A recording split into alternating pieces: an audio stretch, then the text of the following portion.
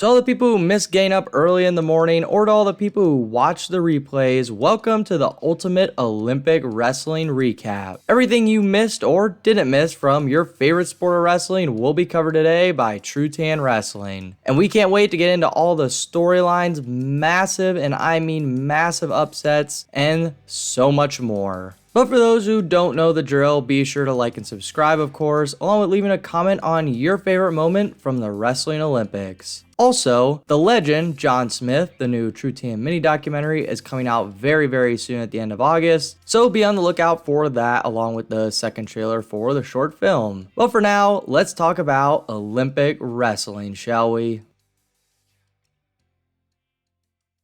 First things first, let's talk about the two styles outside of men's freestyle because there was some awesome moments all week and they deserve to be talked about. I don't really cover the other styles too much on this channel, but please know I do love Greco and women's freestyle and watched it all week. I'm just not as big of an expert in it as men's freestyle. To start us off, USA fans got spoiled very early with our women wrestling, winning the first two women's weight classes to be presented, with Amit Elor living up to the hype, dropping down to 68 kilograms and keeping the Olympic gold at that weight for America. Also, everyone who medaled at that weight was a world champ before, so wow. Then for USA fans, it was so awesome to see Sarah Hillebrand finally get it done and get gold, and she looked amazing doing it. She is known for her leg lacing power, but I was really impressed with her defensive scoring and creative action throughout. When I first looked at her side of the bracket, I was like, wow, that is a tough side, but at least Suzaki of Japan isn't on that side. And then boom, Suzaki gets upset, resulting in one of the biggest upsets of the week, if not the entire quad of wrestling. To be honest, the weight was just wild, but at the end of the day, USA came out on top. And overall, there was a lot of great wrestling at 68 kilograms and 50 kilograms for the women. However, besides USA winning the first two weights presented at the Olympics, Japan kinda walked away with the tournament. And honestly, in all the styles to be honest, but we'll get to that more soon. Maroulis lost to Sakurai of Japan in the semis, but Maroulis would take bronze once again, being the first woman to take home 3 Olympic medals for USA. And then in my opinion, despite Kenny Blades coming just short for gold, she really lived up to her hype. Her side of the bracket was not in her favor by any means, and she still came out on top of it. And she battled really tough in the gold medal match, but like a lot of great women, fell just short to Japan. To be honest, that's probably going to be a theme for this video, because Japan really balled out at the Olympics. I mean, 8 gold medals, like, what? And multiple in every style. Just totally incredible by Japan. On the Greco side of things, USA didn't do too hot as most people saw, but I really thought they battled tough. I thought there was some really great storylines throughout it. I mean, Mijan Lopez winning his 5th Olympic gold, pushing 42 years old. Like, oh my gosh, what a legend. I mean, I made a whole short about Mijan Lopez and what he did, so that's enough to show what a legend he really is. The Iran kid at 67 kilograms was awesome to watch, and when you think of Greco and dudes actually throwing each other, he's the new poster child in my mind. Hana lost to a returning Olympic champ from Cuba. Also, who would have thought Iran would get multiple Greco champs but no freestyle golds? I know they rock at both, but just a weird stat to think about. Also in Greco, that's where Japan really started to shine. Considering it was so early in the schedule, they got 2 golds here before the women really started kicking it up. And then of course, as we all saw in freestyle, where they started to kick it up. And speaking of freestyle, I guess we might as well do it, everybody. 6 weight classes in men's freestyle wrestling, starting from smallest all the way to the largest weight class. Let's get into it. Oh, 57 kilograms. Where to even start? Oh, I know. Spencer frickin' Lee beats out China again in a very tight match, but whatever. Then smashes away through Ulu, who upset the 3 seed, and then smashes Abuldayev, who won bronze here, which awesome for him. He's come so close before, and wrestled at NAI here in the States, so yeah, but anyway, Spencer Lee looked so good. No way anyone was stopping him. But oh wait, who does he have in the finals? Rei Higuchi? The former Olympic silver? Oh, he's so got this.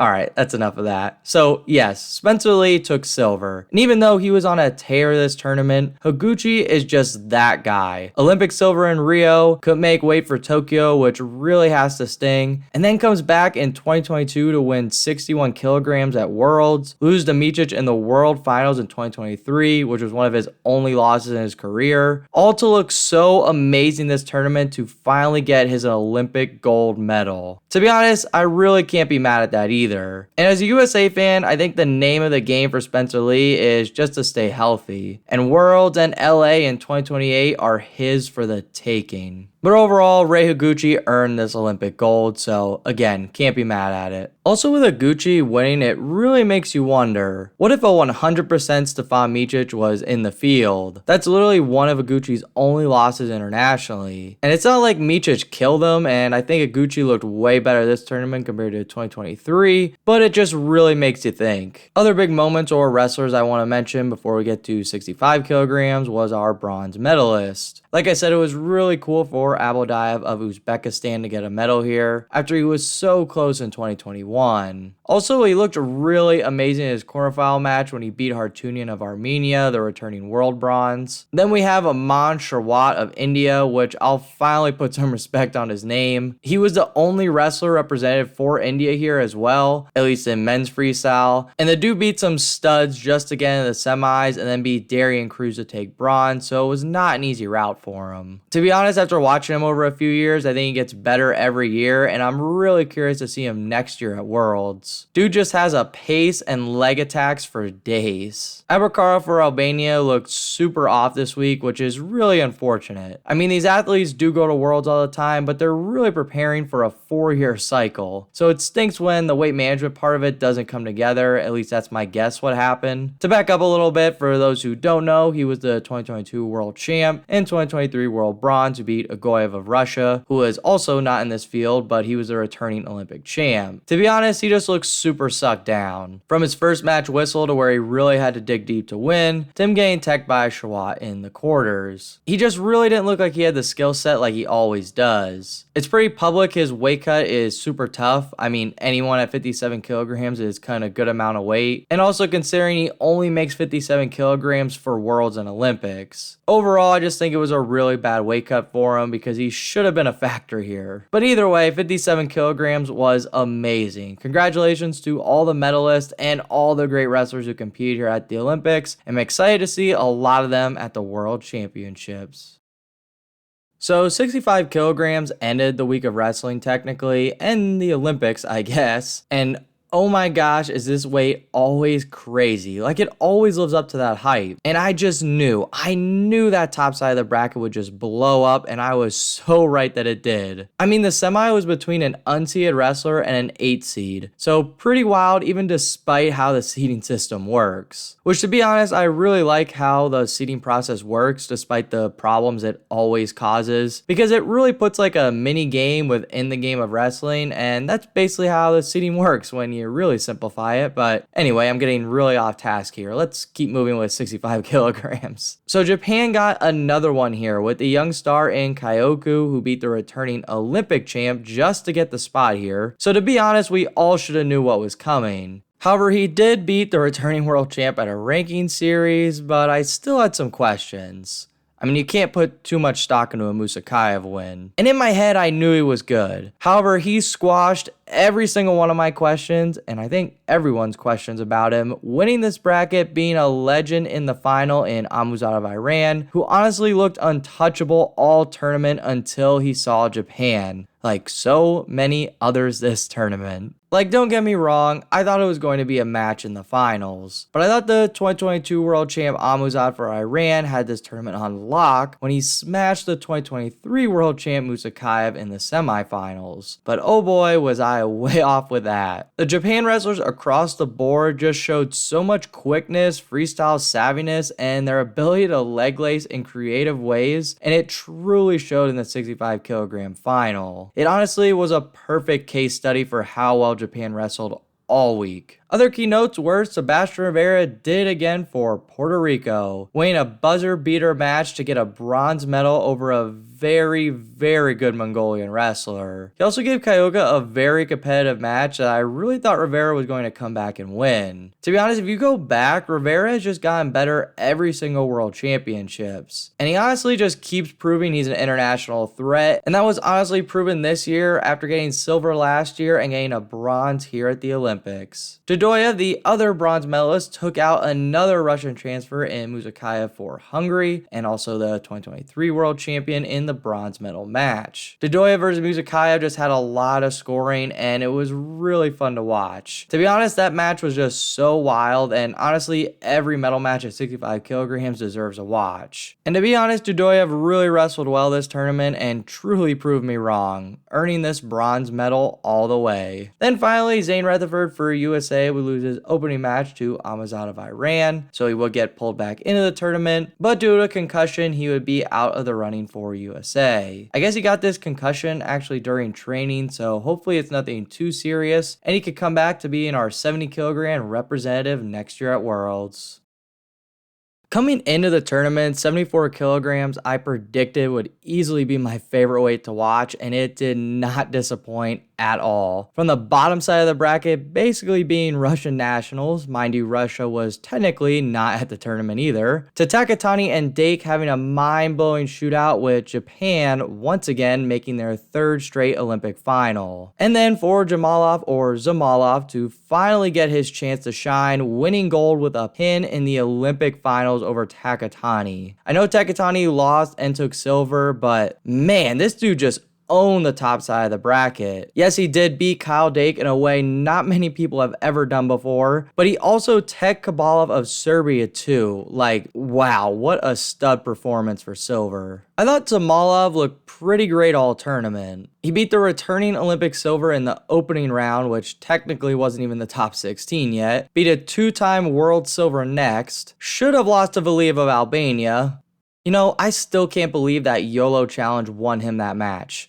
It's just ridiculous. But anyway, then he would actually beat Rasadin once again, another Russian transfer, before winning gold at the Olympics. Despite the really bad quarterfinal call, Zhamalov lived up to the hype that we've all been waiting to see on the world and Olympic stage. And to be honest, it's been a long time coming. I can remember his Russian nationals bracket where he outplayed Sidakov, and then I don't really remember hearing much about him. But either way, he's on the stage now and he's going to be a threat to everyone at 74 kilograms. Valiev, the previous mentioned guy that got hosed, looked pretty amazing and got Albania another medal at bronze, beating Kadimagomedov of Belarus and Rasanov of Tajikistan, which are two wrestlers I think most people would have picked to beat Valiev previously. But once again, I was just really impressed with Valiev's performance. I mean, if that YOLO challenge does not go Zhamalov's way, Valiev very well could have been in the Olympic finals. Of course, Dake losing in the semis was pretty sad for USA fans, and he was a huge favorite coming in, especially with no Russian Sidakov there. However, he would battle back for bronze and become a two-time Olympic bronze medalist, and I swear, when Kyle Dake wants to,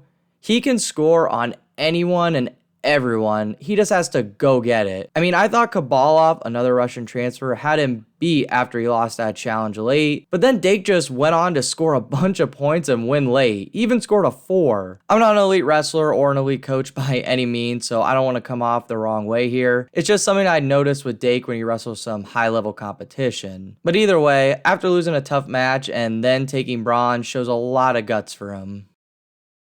86 kilograms was one of 2 starting weights for men's freestyle, and all the big guns showed up and looked amazing, producing a lot of fun at this bracket. Aaron Brooks took out 1 seed in a fun, low-scoring match, and then was actually able to beat a Japan wrestler, which only 3 people could do this entire week. His semifinal opponent, Ramazanov, headlocked Shapiev to the moon to make the semifinals. And to be honest, thank goodness, because that match was really starting to be one of those boring, Russian versus Russian matches where they both just hand fight and do nothing until maybe the very end. Then Yazdani looked unstoppable his first 2 matches, really moving people around. And Amin beat 2 multiple-time medalists at non-Olympic weight classes just to make the semis. And he was honestly scoring a lot of points and giving a lot up as well. But this version of Amin was a lot of fun to watch, and he looked really great despite what happened after the semifinals. However, speaking of the semifinals, the madness would really begin during this round. Yazdani would take out Amin, resulting in him taking 5th after losing to the